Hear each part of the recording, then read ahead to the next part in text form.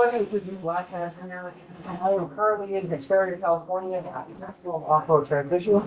We're here to talk about this guy with this guy, Chris. So let's walk over there and check this thing out. Hey, Chris, what's up, man? What's happening, buddy? Good to see you. Thanks for coming out. Hey, for sure, man. Yeah. So look at this thing.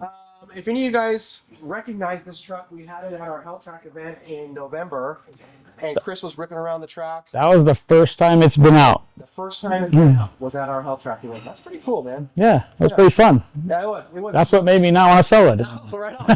How'd you like the course? It was fun. That was super fun. I will be more excited this next time because I'll have actually first gear. I broke it on the first lap, first gear. I broke the sprag in it. I had a prototype one in there, and it broke. So I had to go around the track in second gear with a close ratio transmission, which second gear was super tall, but it still did all right. Yeah, it did. Yeah. I have quite a few pictures of him sending it over to jump and stuff. So I'll key to those pictures real quick. Yep. Click. Sit. With that said, we have an event coming up called Speed Metal. Are you going to come to Speed Metal? Yes, I am going there for sure. You're going there for sure. So the cool thing about Speed Metal this time, though, Chris, is that we have a 7-mile course. Yeah, I've seen that. Yes. That seems like it'll be super fun. The thrash track that you guys were on, the Hell Track, that'll be there. It'll be a little bit different. And then we have a 7-mile course across the street. You guys will start on the street, go around a 7-mile course. It's nice and tight and technical. So that should be a good time, too. A little bit of a test for this thing as far as steering goes. Right. So it's kind of weird with the steering. It does have like one thing I'm kind of not liking is it has a 2-to-1 steering box in it. So like it's real touchy. Like 3 o'clock and 9 o'clock is full steer. So you really got to, pay attention to what you're not oversteering or doing anything. It's like, because it's super touchy. It's very responsive. Yes. Right on. Yes. Start from the beginning. What is it? Well, Where did you get it from? it's like a 84 C10. Okay. I got it as pretty much a cab that had the suspension and motor in it. When I got it, it had a broken transmission. And it was actually one of my buddies had bought it. And then before I even fixed the transmission, he put it up for sale. And I was like, dude, this one's actually pretty cool. I kind of like the way it's set up. It had a good, pair of bones to the whole chassis and the suspension. And I ended up buying it from him. Okay. We put a Reed case Turbo 400 in it after I purchased it, close ratio, all that kind of good stuff. And then, like I said, it was just a cab. There was no windshield, nothing, which I could send you some pictures of it and where it started. And when I got it, first place I took it was to RJ Fab, and he put all the glass on it from the front fenders, rear fenders, and set it all up, to where it was at, primered and everything. We had to extend the fenders. He bumped everything out to where everything all clear. That was like a 3-4 month project right there. And then from there, I took it to King of the Hammers. The first time, I think it was 2 King of the Hammers ago. And I popped the fuel cell. I had like a homemade fuel cell in it. So after that, got it back here. We took it and put a Harman fuel cell in it. And that took about 5-6 months to get. And then from there, it went to paint. So, Right on. and then paint was a while. So you guys got this thing. It was pretty much complete as far as chassis and drivetrain and cabin. Yeah, it was just, yep. But you finished it out and made Correct. it clean in the beautiful black truck it is today.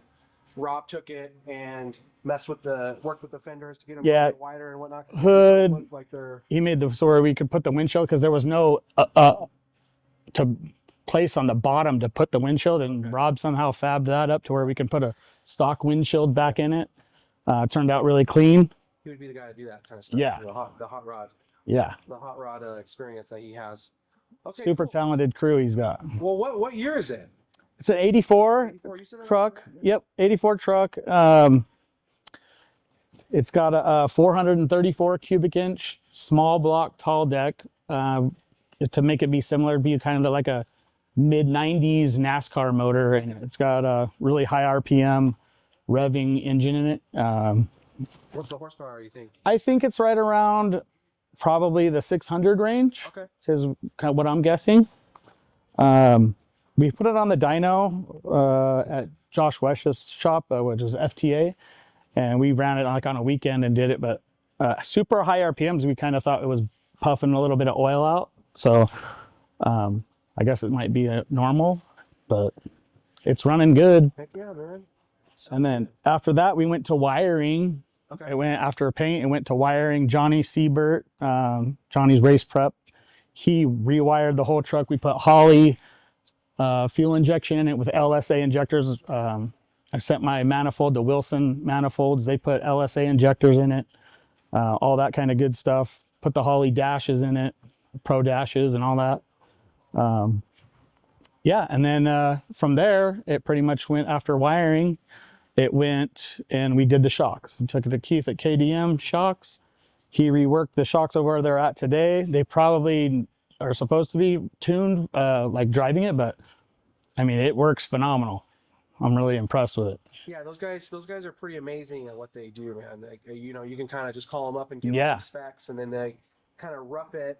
But they're usually pretty dead on to where if you go do a session with him, he might just have to take a couple shocks off and turn a couple tubes or change Yeah. out a couple springs, and then it's like pretty close to really dialed in. Yeah.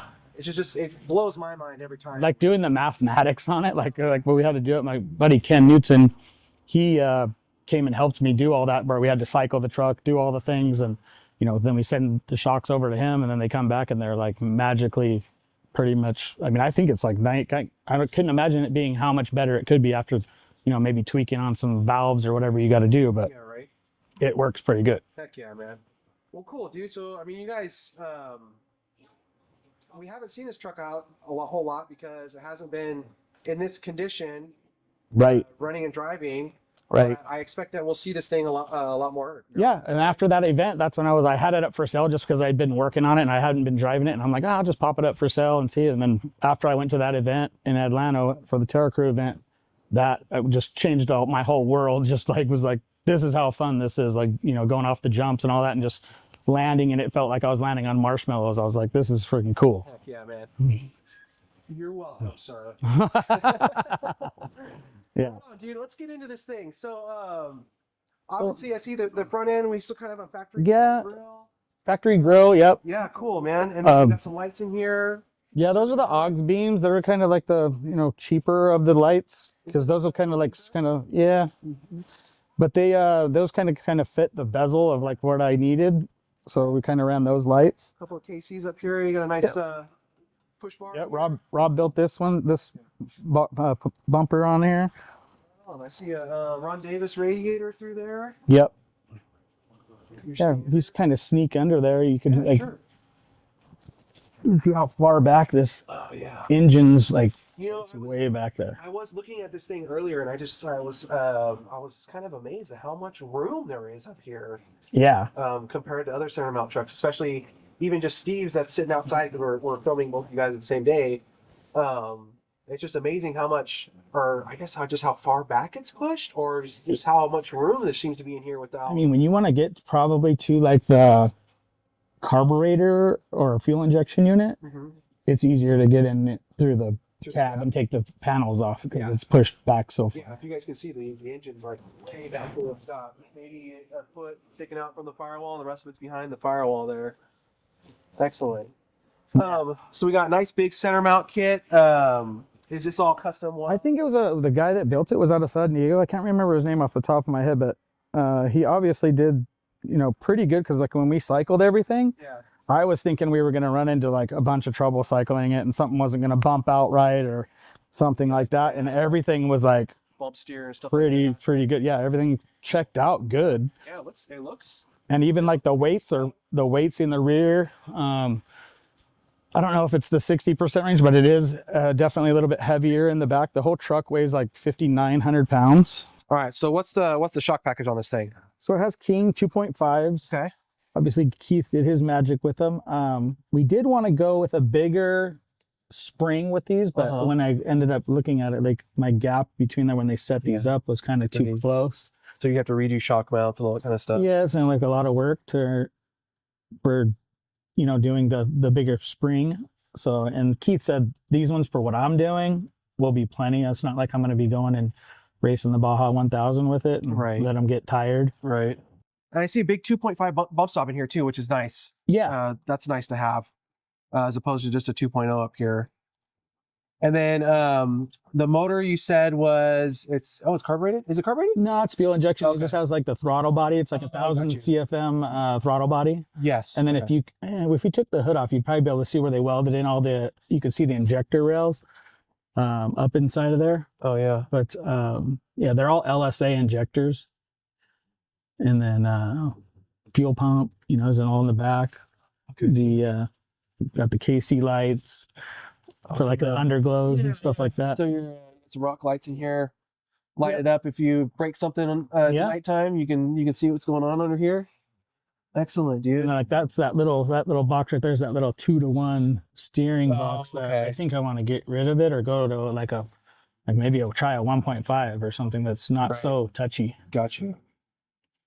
Yeah, that makes sense because I can understand that can be hard to get used to for sure. Yeah, it's super touchy. You get in, you're driving something else, you get in this one, and you just, barely touch it, and it goes. Wants to do a donut on you. Right.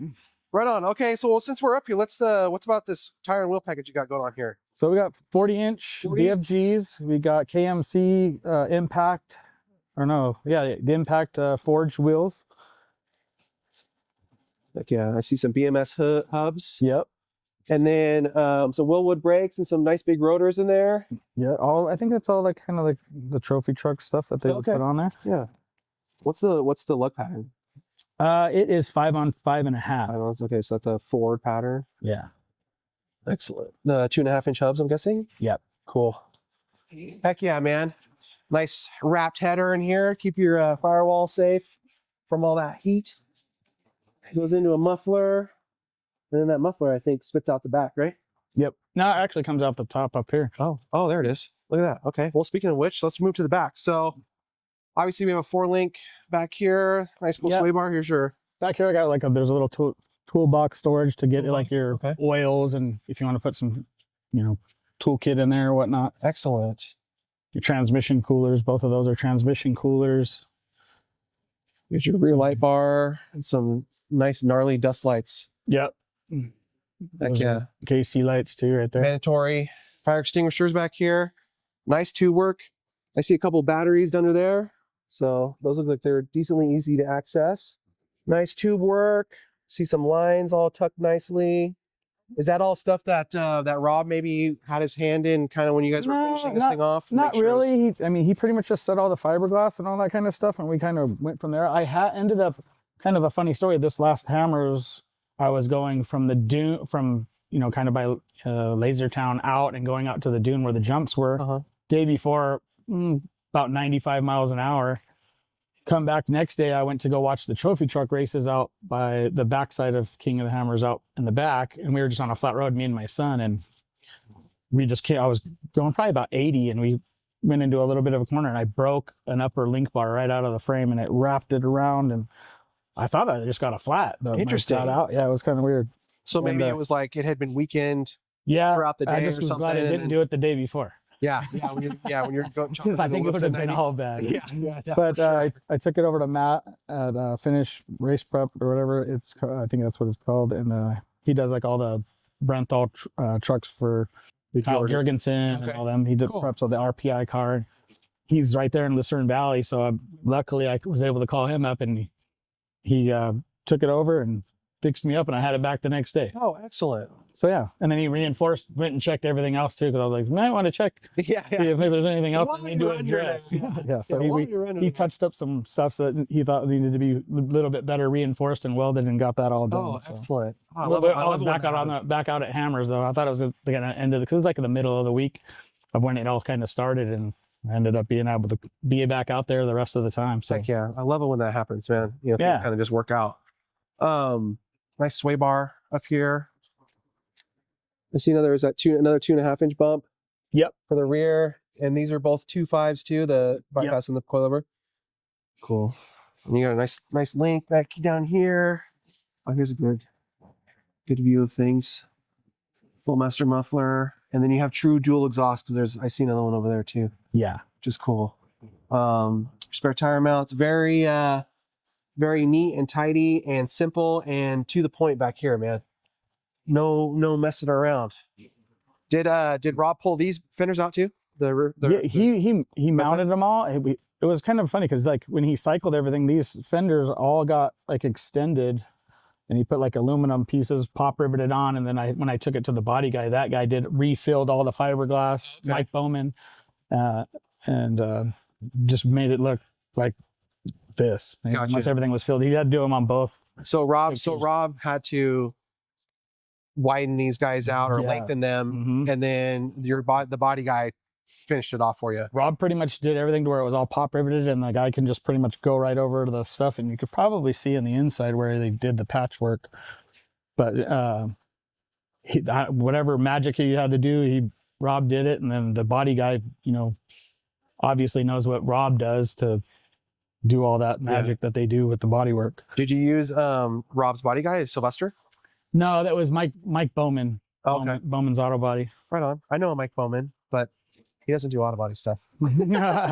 More business back here. Yep. Nice big fuel cell. How big's the fuel cell? I want to say it's like a 40-gallon. Okay. 40-gallon fuel cell. Okay. Like I said, that took 6 months. They actually used the one that broke. They actually used my cell, and I'm assuming they put a bladder inside of it and did all the stuff. But it took like 5 months, 6 months to get that back from them. Was it just because they were just busy? I think so, just busy, or they had, higher priority builds or something. But everybody told me it was that's kind of the deal. Like it's kind of a long wait.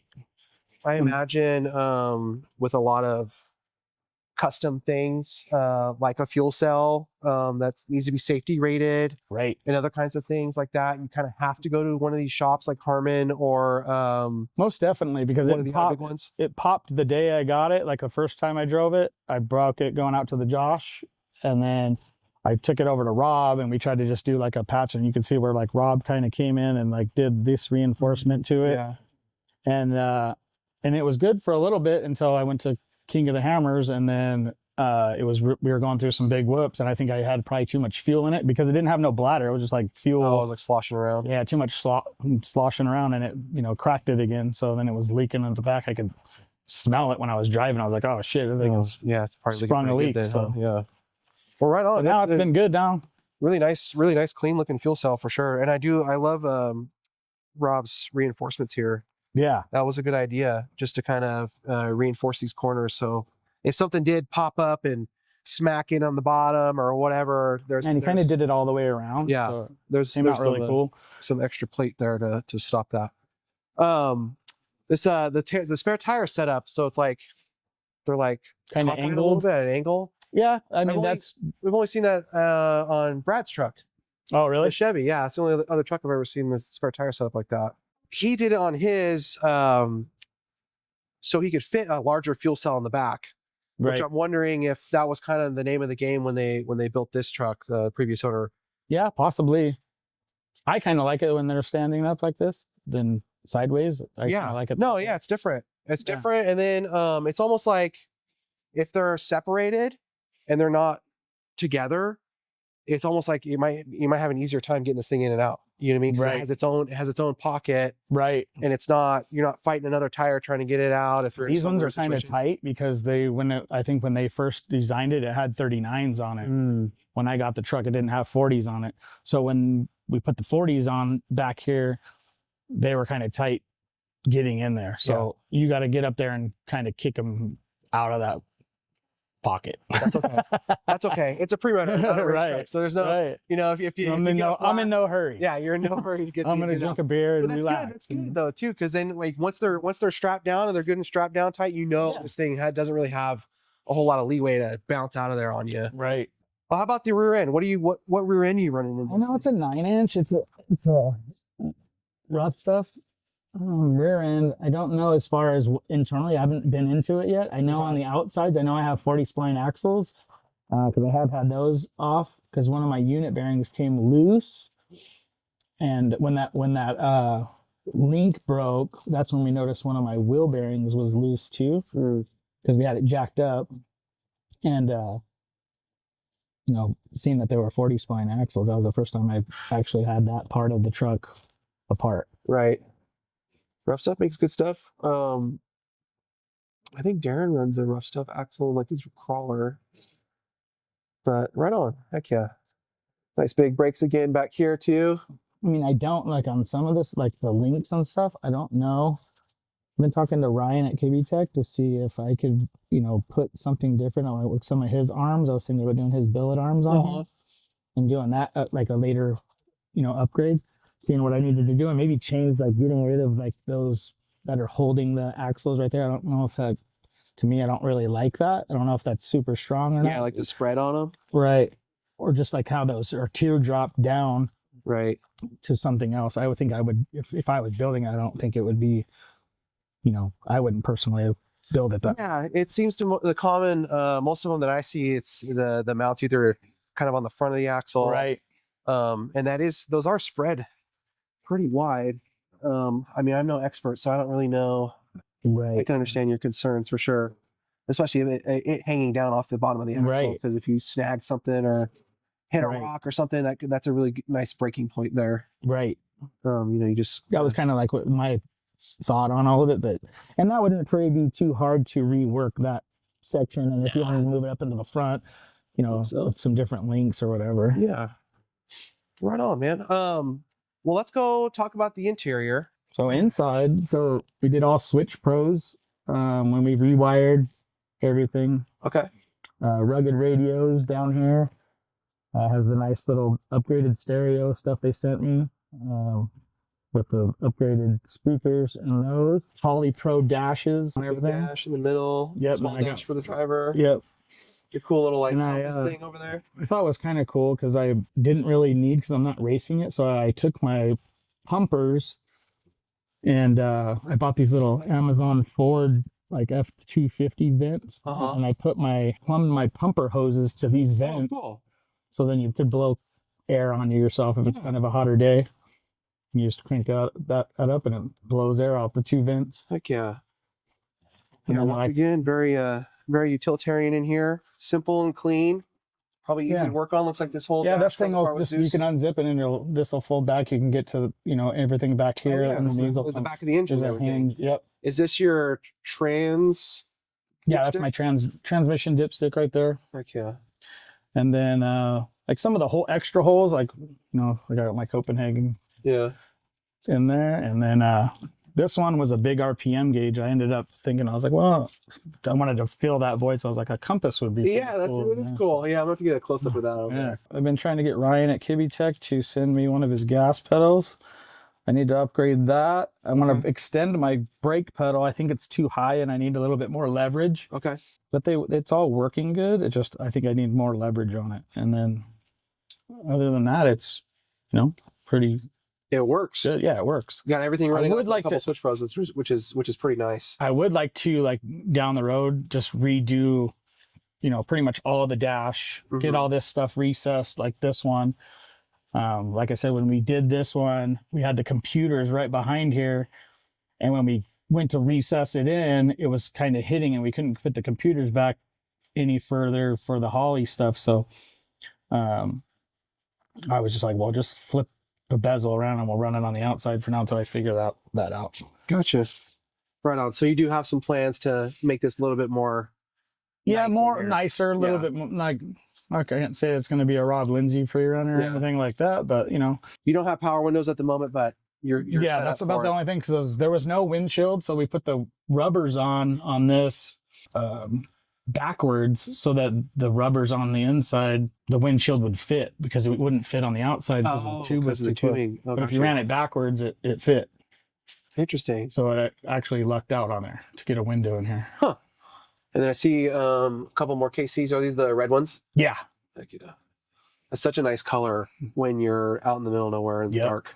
Super it's cool. not like blinding, and then you feel like, especially like sitting in something like this, you feel like you're on a mission or something, Yeah, well, right on, Chris, man. A couple PRP bags. Got one on that side. I'm guessing some accessories or some extra parts and stuff in here. Yeah, I got like so this side I got like my lug nuts for my tires and all that kind of good stuff. Right on. Yeah. So well, sweet, dude. Yeah, it's been it's definitely been a work in progress. Oh yeah. They're all works in progress for the entire time that you own them, until you either get sick of it or you crash it hard enough to where you can't rebuild it. Right? and then you get rid of the dang thing. But we hope you keep this thing for a long time, man. And I plan on it because we've been having fun. The family's been having fun with it, you know, taking it out, doing all the things, and so far so good. It's running good. I think if I did have to rebuild the motor, I think I would end up going to an LS motor down the road if something does happen, or if I end up taking this one out and just refreshing it. It is running pretty good. I mean, I have no complaints the way it runs. But, yeah. Well, we're excited to see this thing, you know, out and about and at the Terra Crew events, and it's a beautiful build, man. It's a beautiful truck. I'm sure you're happy with your original purchase, and then the work that you guys have put into it since you've gotten it. It's gorgeous now, man. Yeah. And it works really good. Yep. Good enough to where it made you decide not to sell it. Right. So that's good enough, right? Yes, sir. Heck yeah, man. We love it when guys buy something, put some time and effort into it, and then that's kind of what it was at. I was like kind of like just dumping money, and then I was never like, it always went from one thing to the next, and I was, you know, 10 grand this, you know, just money, and then I'm like, yes, I maybe should sell this thing. But then, like I said, I went to that event after we got the shock tune done, and it just changed, totally flipped me around to where I'm like, that was so fun. Like, I was super stoked. Heck yeah. Yeah, man, that's just kind of the name of the game with these things. I think most people, when they buy a truck already built, or they buy somebody else's project, etc., you get into it and you don't quite realize how much time and how much more money it might take than what you're initially hoping. And so you either stick with it or you get rid of it and move on. I definitely didn't think, you know, after doing everything that I did, I like how deep I was going to be, like the project would get, you know, just like, oh, like when you actually go back through and count it all up, whoops, I'm 100 G's into it, you know. Hey, it happens, man. I have a $50,000 2006 4Runner, so you know, it just happens. It's just the way it is, you know. And I even plan on putting, you know, I need to put a cage in it, so that's going to be another $15,000 the way I want to. My whole thing is I have multiple hobbies between a pre-runner, a rock crawler, boating. Like boating's like pretty much my jam. Like in the summertime, like I have a place in Lake Havasu, and you know, we're always there, you know, just boating and having fun. And, you know, and having high performance boats is, you know, kind of my thing. Yeah. Well, right on, man. Now you got a new hobby that's gonna suck on your wallet for a while. For sure. Well, Chris, man, we appreciate you a bunch, dude. We're gonna take Chris and Steven. We're in Hesperia, high desert right now. We're gonna have them take us out to a couple spots, and we're gonna go film these guys in action, both this truck and Steven's truck. So stay tuned. That's gonna be a separate episode itself, because we believe these trucks deserve their own separate action episode like that. Make sure you guys come to Speed Metal May 2nd and 3rd at Adelanto Stadium and Event Center. You can see Chris out there in the C10. Steven's going to bring his F-150. We have all kinds of classes of different trucks there. Friday, we're doing a beehive race. We're doing moto. We're doing side-by-sides on Friday. And then Saturday is our normal Speed Metal with all the trucks and all the buggies running all day long, along with driftings. And it's our 3rd annual one, and we love it to do it. We love to host it. Chris, thank you so much, man. We appreciate you big time for letting us come to your shop and talk about your truck. If you guys have any questions for Chris, leave them in the comments below, or they can reach you at Maximum Transmissions, www.maximumtransmissions.com. This is your go-to guy for transmission work here in the high desert, or anywhere in California, really. Yeah, we actually ship all over. Like all these boxes right here are going all over the place, so it just depends on where it is, but we ship internationally and everywhere, all over right on, man. US, so cool. So if you guys need transmission work, Chris is your guy. They have a really nice shop here. Make sure you know we only specialize in GM rear wheel drive transmission. Okay, so only GM rear wheel guys drive will be calling me. I did do some all you stuff. Ford guys call it. It's cool. The Ford guys do call me, but they get a Super 80 with a Ford bell housing on it, so it's nice. Well, that's it for us this episode, you guys. I hope you enjoyed it. I hope you enjoyed the truck. Hope you enjoyed Chris. Super cool truck, super cool shop, super cool dude. And we'll see you guys on the next one. See you guys. Peace.